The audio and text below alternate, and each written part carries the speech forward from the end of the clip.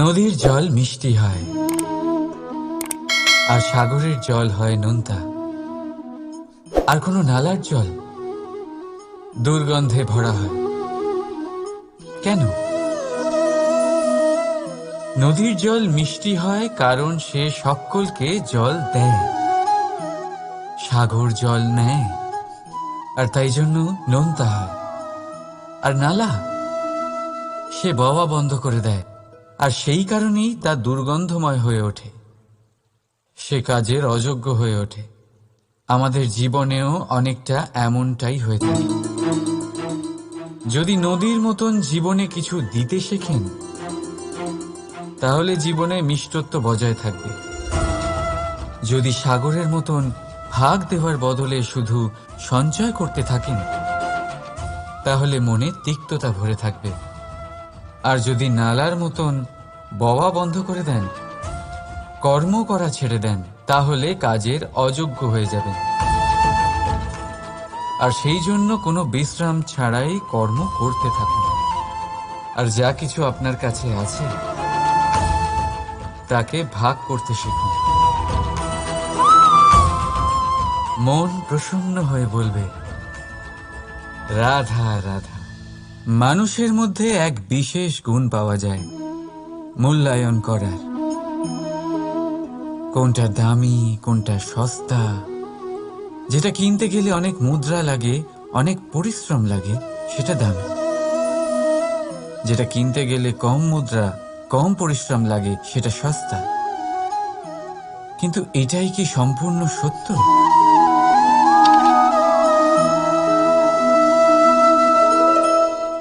এখন আপনার সামনে একটা পাত্র আছে যাতে জল ভরা আছে, আর একটা সোনার মুদ্রা। বলুন, এই দুই বস্তুর মধ্যে বেশি দামি কোনটা? আপনি বলবেন সোজা ব্যাপার, সোনার মুদ্রাই বেশি দামি হবে। এই সোনার মুদ্রা দিয়ে আপনি এরম অনেক জলের পাত্র কিনতে পারবেন। চলুন, ঠিক আছে। এবার ভাবুন, আপনি যদি কোনো মরুভূমির মাঝে আটকে পড়েন, তৃষ্ণায় কাতর আপনি, তখন কোনটা দামি হবে? তখন তো আপনি এই এক ঢোক জলের জন্য নিজের সারা জীবনের উপার্জন, যা আপনি আয় করেছেন, সব দিতে রাজি হয়ে যাবেন। মনে রাখবেন, জীবনে দামি বা সস্তা বস্তু নয়, পরিস্থিতি হয়। আর প্রয়োজনে যা কাজে আসে তার থেকে অমূল্য এই সংসারে আর কিচ্ছু নেই। রাধা রাধা। এই পদ্মফুল দেখতে পাচ্ছেন আপনি? এটার একটা বিশেষত্ব আছে। জলের স্তর যতই বেড়ে যাক, এই ফুল সব সময় জলের ওপরেই ভাসে। আর এর কারণ হচ্ছে এর এই মৃণাল। যখনই জলের স্তর বাড়ে, ঠিক তখনই এই মৃণালও বাড়ে, আর এই ফুলকে জলের ওপরে ভাসিয়ে রাখে। কিন্তু যখন জল কমে যায়, এই মৃণাল কমতে পারে না, আর তখনই নিজের সাথে এই ফুলকেও নষ্ট করে দেয় সে। মানুষের সাথেও এরকমই হয়। দেখুন, মানুষ যত সমৃদ্ধ হতে থাকে ততই তার জীবনের স্তর বাড়তে থাকে, তার ইচ্ছেগুলো, তার প্রয়োজন বাড়তে থাকে। কিন্তু জীবনে কৃতিত্ব কমতে থাকলেও তার প্রয়োজনগুলো কমে না। আর তারপর এই পদ্মের মতোই মানুষও ভেঙে পড়ে। তাহলে কি করা যায়? কি করা যায় এই পরিস্থিতিতে? জীবনের স্তর বাড়ানো ছেড়ে দেবেন? কখনো না। কিন্তু জীবনের স্তর বাড়ানোর সাথে সাথে নিজের আত্মশক্তি একত্রিত করুন। সংকটের মুহূর্ত এলে আপনি আপনার জীবন কিভাবে কাটাবেন তার অনুশীলন করুন। কারণ জীবনের স্তর আর জলের স্তর বাড়বে আর কমবে, কিন্তু এটা আপনার ওপর নির্ভরশীল যে আপনি এই দুইয়ের মধ্যে সমতা কি করে ধরে রাখবেন। রাধা রাধা। এই হিরেটা দেখতে পাচ্ছেন আপনি? লক্ষ কোটি বছর ধরে পৃথিবীর গর্ভে থাকার পরে এটা এতটা শক্ত হয়ে ওঠে, কিন্তু যখন খনি থেকে একে বের করা হয় এটি কয়লার মতোই থাকে, সাদা, শক্ত, নিস্তেজ।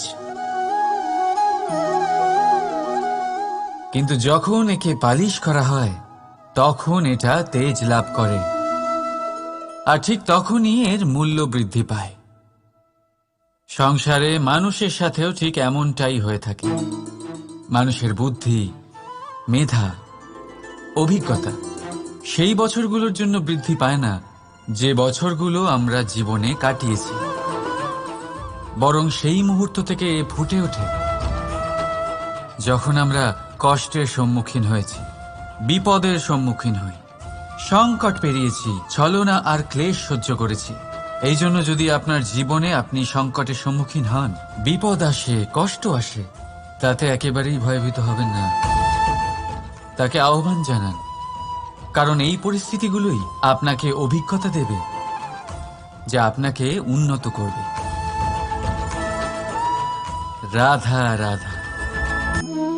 প্রকৃতি প্রত্যেক জীবকে অনুভূতি দিয়েছে যাতে সে নিশ্চল না হয়, কোনো না কোনো কর্ম করতে থাকে। আর সেই অনুভূতি হল খিদে। পশু, পক্ষী, প্রাণী পরিশ্রম করতে থাকে নিজের খিদে মেটানোর জন্য, কিন্তু অন্য জীবের মতো মানুষের খিদে কি তার পেট অবধি সীমিত থাকে? পেটের খিদে মেটাতে মেটাতে কখন যে এই খিদে মন আর মায়ার তৃষ্ণায় রূপান্তরিত হয় আমরা বুঝতেই পারি না। আর বেশিরভাগ ক্ষেত্রে এই তৃষ্ণা অর্থ সংগ্রহ করা অবধি সীমিত থাকে। নিজের জীবন ধারণ ছেড়ে কার জন্য এই অর্থ সংগ্রহ করছেন আপনি? আগামী প্রজন্মের জন্য। বড়ই বিচিত্র, তাই না? নিজের জীবন ধারণ ছেড়ে অর্থ সংগ্রহ করতে করতে নিজের জীবনের সুখ বিসর্জন দিচ্ছেন, আর আগামী প্রজন্মকে কাজ করার থেকেও আটকাচ্ছেন। পুত্র যখন কুপুত্র তখন কেন অর্থ সঞ্চয়? পুত্র যখন সুপুত্র তখন কেন অর্থ সঞ্চয়? নিজের সন্তানকে সংস্কার দিন, অর্থ নয়। যদি সন্তান সংস্কারী হয় তখন সে নিজের এক সংসার তৈরি করবে। যদি সংস্কারহীন হয় তাহলে আপনার বানানো সংসার এমনিই সে ভেঙে দেবে। জীবনে যদি কিছু সঞ্চয় করতে হয় তাহলে জ্ঞান সঞ্চয় করুন, প্রেম সঞ্চয় করুন, আর আমার সাথে ভালোবেসে বলুন রাধা রাধা। জীবনকে রথ বলা হয়, কিন্তু কেন? এখন আপনি বলবেন এই জন্য কারণ জীবনও ঠিক রথের মতোই চলতে থাকে। কিন্তু আপনি কখনো এই রথকে বোঝার চেষ্টা করেছেন? এই রথে সামনে ঘোড়া থাকে আর পিছনে চাকা। এই ঘোড়া হলো আপনার কর্ম, আর এই চাকা কর্মফল। এই ঘোড়া যেখানেই যায় রথের চাকাগুলি সেখানেই এগোতে থাকে। যদি আপনার ঘোড়া অর্থাৎ আপনার কর্ম শুভ সহজ পথে চলে তাহলে আপনার যাত্রাও আনন্দময় হবে। যদি কুকর্মের খারাপ পথে চলেন তাহলে আপনার যাত্রা খানা খন্দ দিয়ে ভরে যাবে। আপনার কর্মগুলিকে ঘোড়ার মতো নিয়ন্ত্রণে রাখুন। ফলের চাকা সর্বদাই আপনাকে মধুর পরিণামই দেবে। রাধা রাধা।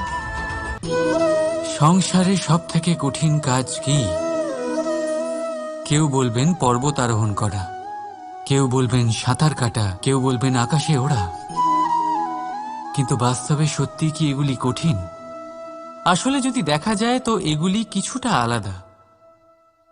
যে কাজ আমরা করতে অভ্যস্ত নই আমরা তাকে কঠিন ভেবে নিই। যেমন সাঁতার কাটা আলাদা, পাহাড়ে ওঠার কলা আলাদা, আকাশে ওড়ার কলা আলাদা। যেমন কিছু মানুষ গণিত আর বিজ্ঞানকে কঠিন ভেবে নেয়, কিন্তু বাস্তবে এটা সাহিত্যের থেকে কিছুটা ভিন্ন কঠিন নয়। দেখুন, এই সংসারে কঠিন কিছুই নেই, শুধু একে অপরের থেকে কিছুটা ভিন্ন। যেমন কোনো মানুষ হন, সম্পর্ক হোক, কারোর চিন্তাধারা বা বিচার বুদ্ধি হোক, কখনো কখনো আমরা বুঝতে পারি না, কারণ আমাদের চিন্তাধারা ও বিচার বুদ্ধির থেকে সেগুলি আলাদা। কিন্তু যদি এটা বুঝে নেওয়া যায় যে সেটা কঠিন নয়, একটু ভিন্ন মাত্র, তাহলে অনেক সম্পর্ক বাঁচানো যেতে পারে।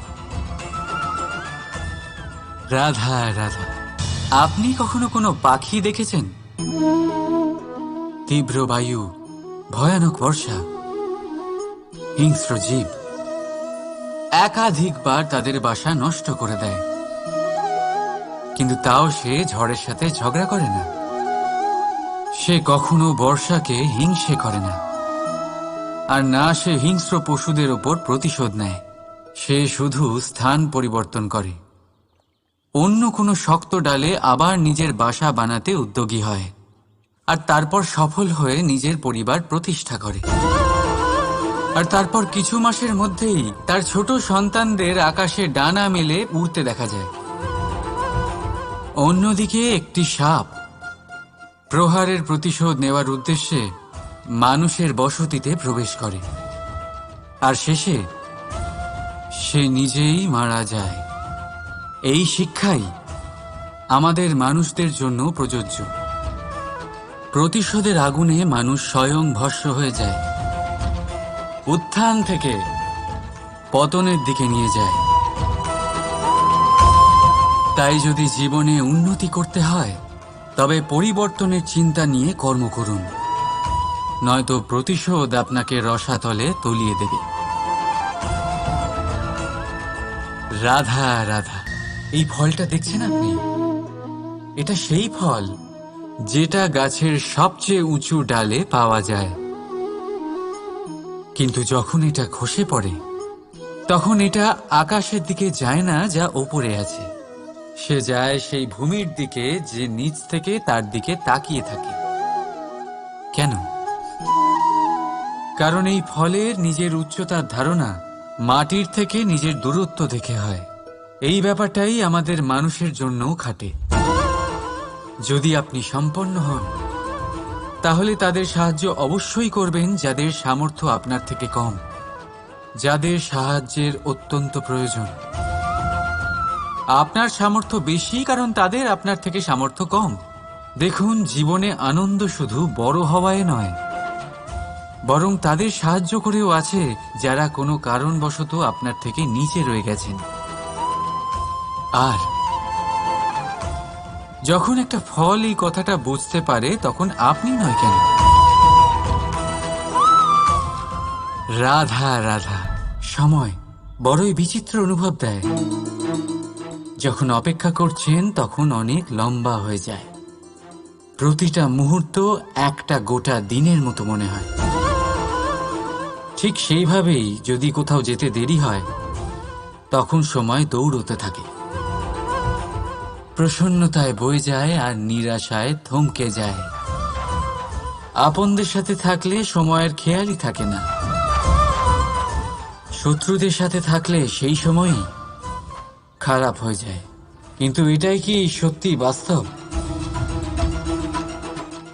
না, সময় তো সময়ই হয়, নিজের গতিতেই চলে সে। শুধু সেই গতির আভাস আমাদের মানসিক অবস্থা অনুযায়ী বদলে যেতে থাকে। তাই এই সমস্যা সময়ের নয়, আমাদের মানসিকতা। তাই নিজেকে খুশি রাখুন, অন্যদেরও খুশি রাখুন। আগের সমস্ত ঘটনা ভুলে যান আর একটা উজ্জ্বল ভবিষ্যতের দিকে অগ্রসর হন। সময় সবসময় ভালোই লাগবে। প্রেম করুন সবার সাথে, সময় সবসময় সুখেই কাটবে। রাধা রাধা।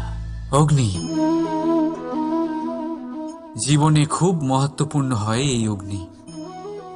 এই অগ্নি উজ্জ্বলতা হয়ে আমাদের জীবিত রাখে।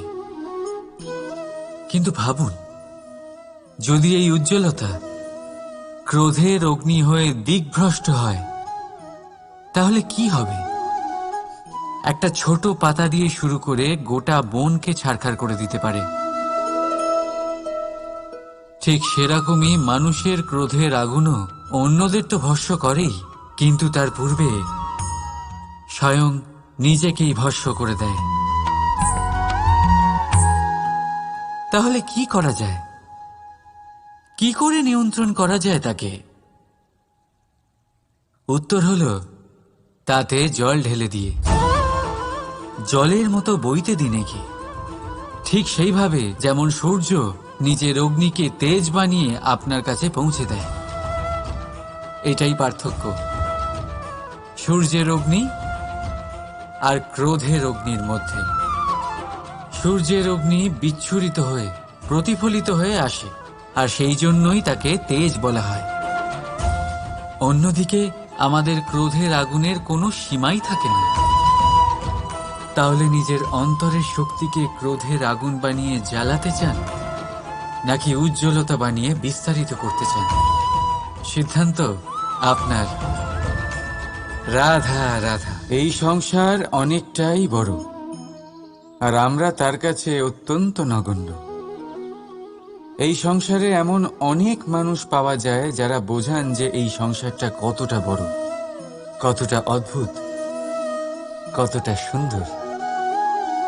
আর এই সংসার রচনা করে পরমেশ্বর কত মহান এক কাজ করেছেন।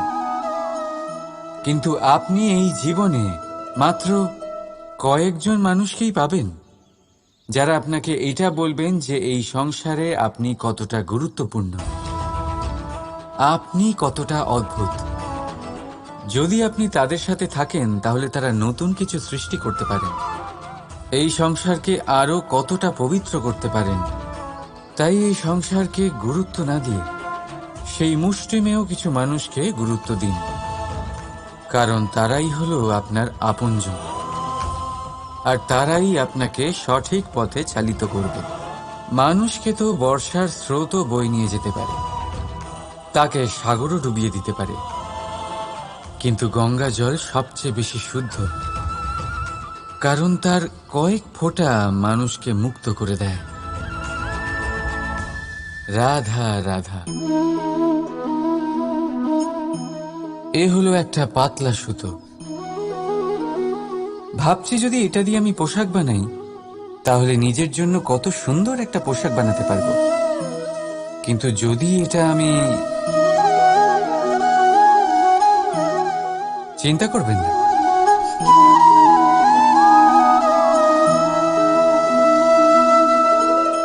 দেখুন এই সুতো জোড়া লেগে গেল। শুধু পার্থক্য হচ্ছে এটাই যে আগের মতো এটা আর সরল নেই, আর এটার দৈর্ঘ্য আগের থেকে কিছুটা কমে গেছে। এই সংসারে প্রেমের সাথেও ঠিক এটাই হতে পারে।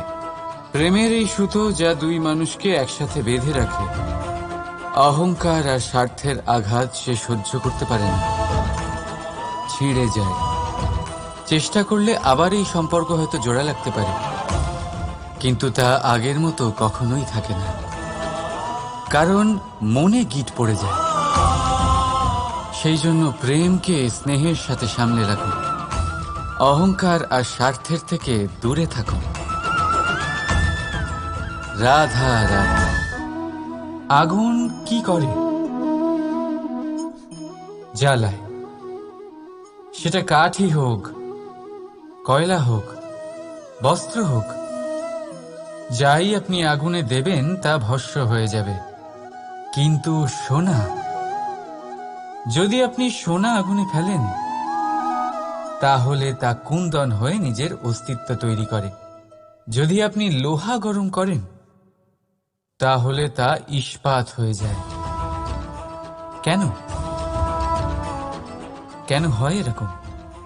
কারণ তাদের অন্তরের আগুন জ্বালানোর আগুনের থেকে অনেক বেশি তীব্র হয়।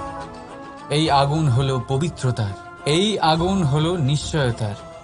যদি আপনার লক্ষ্য স্থির থাকে, আপনার ইচ্ছে দৃঢ় হয়, তাহলে কুন্দন হয়ে বেরোবেন,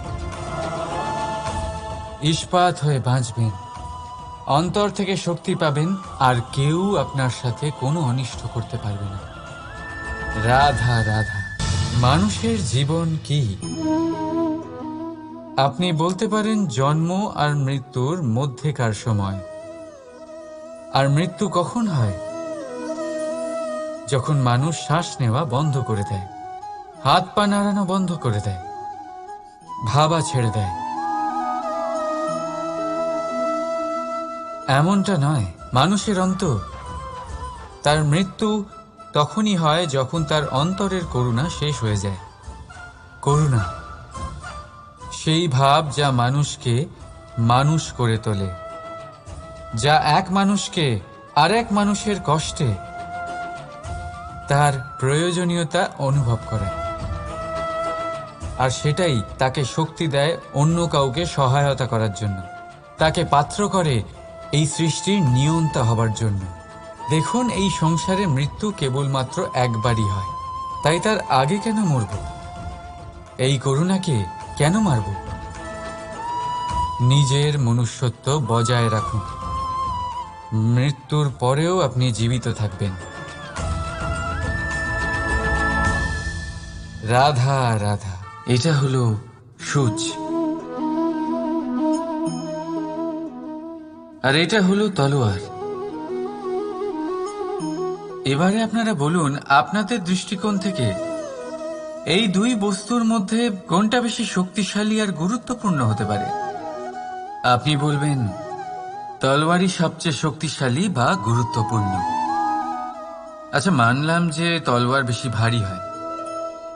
তলোয়ার আপনাকে যুদ্ধে বিজয়ী করে, যুদ্ধে শত্রুর বিনাশ করে, কিন্তু তলোয়ার দিয়ে আপনি কখনো আপনার বস্ত্র সেলাই করতে পারবেন না।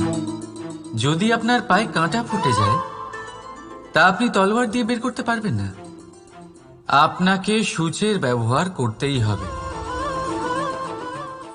এবারে বলুন, তলোয়ার পেয়ে যাওয়ার পরে এইভাবে সূচকে হারিয়ে ফেলা কি ঠিক হবে?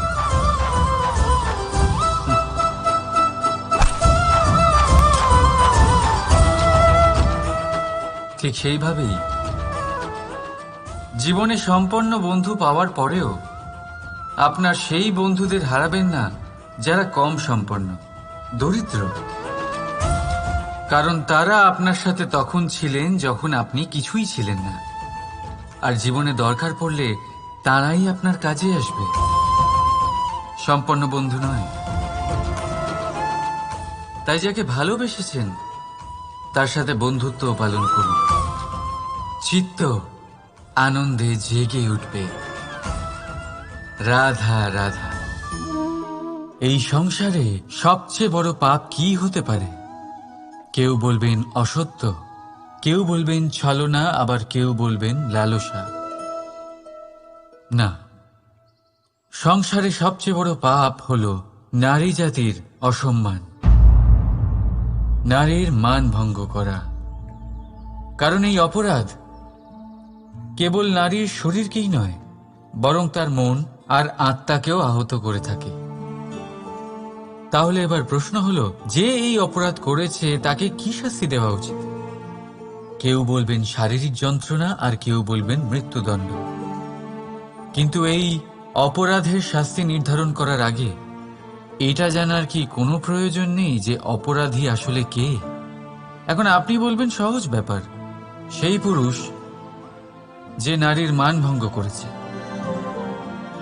কিন্তু এ কি সম্পূর্ণ সত্যি? নিজের অপমানের জন্য, নিজের সম্মানকে নিজেই হারানোর জন্য কখনো নারী কি নিজে দায়ী হতে পারে না?